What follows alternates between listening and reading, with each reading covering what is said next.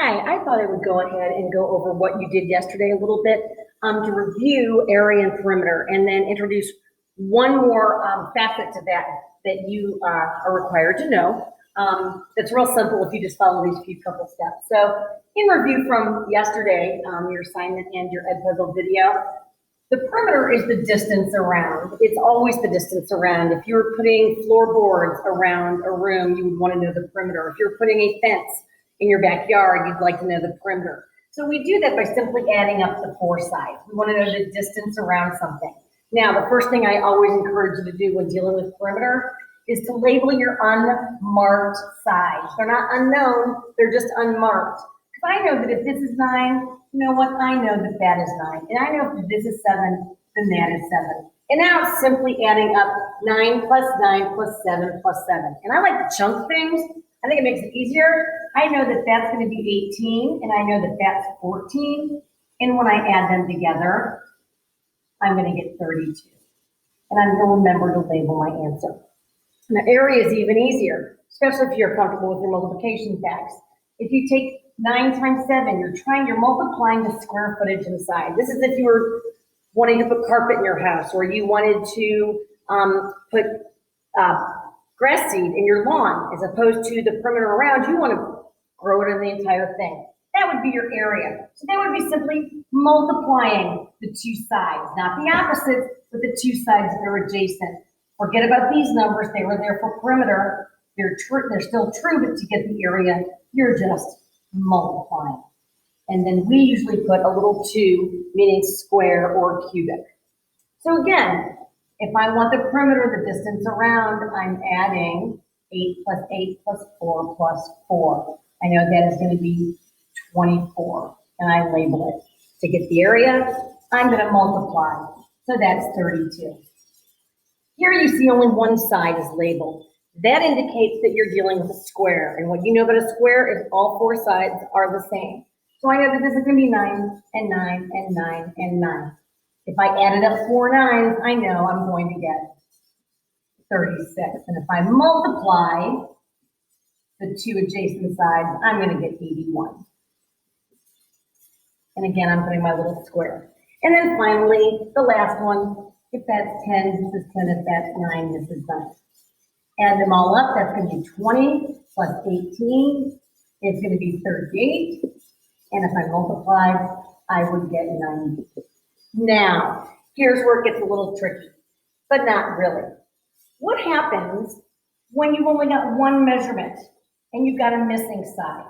And they've given you basically the answer. They've given you the perimeter of 240. So I know that this plus this plus this plus this is 240.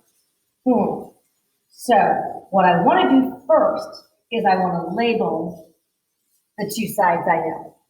Okay? So I know that 55 plus 55 plus question mark and question mark is going to equal 240. So if I add what I know, 55 and 55, which is 110, and I subtract that from my answer, which is 240, when I subtract, I get 130. If I want to think that's my answer, no, 130 takes care of this side and this side. So I've got to break it in half. Half is going to go here and half is going to go here. I know that because these are the same number.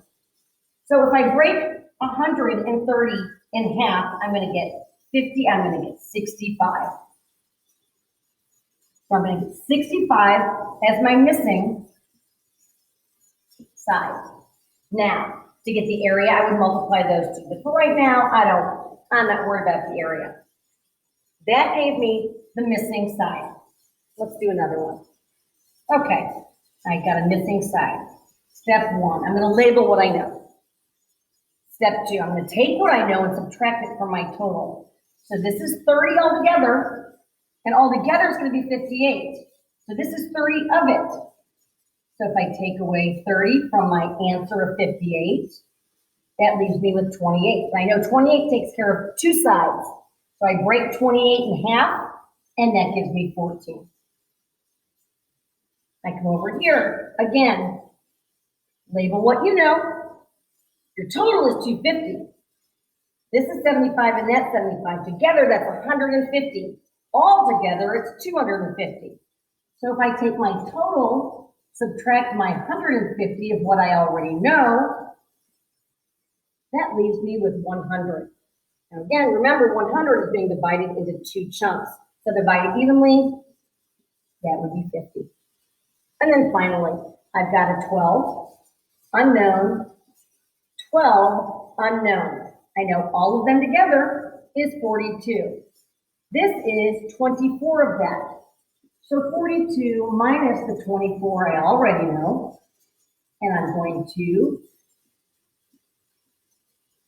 get an 18, but I know 18 covers 2 sides. So I'm gonna split it in half, and my answer would be 9.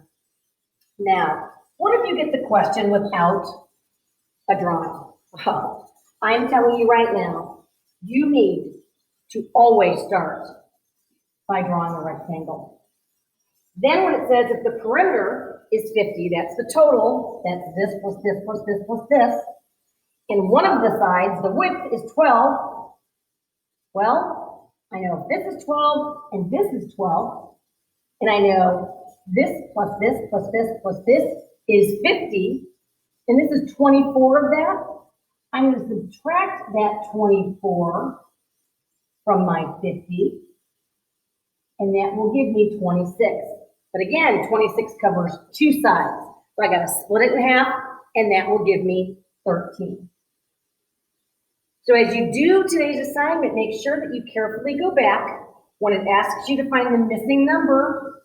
If they don't give you a rectangle, draw one.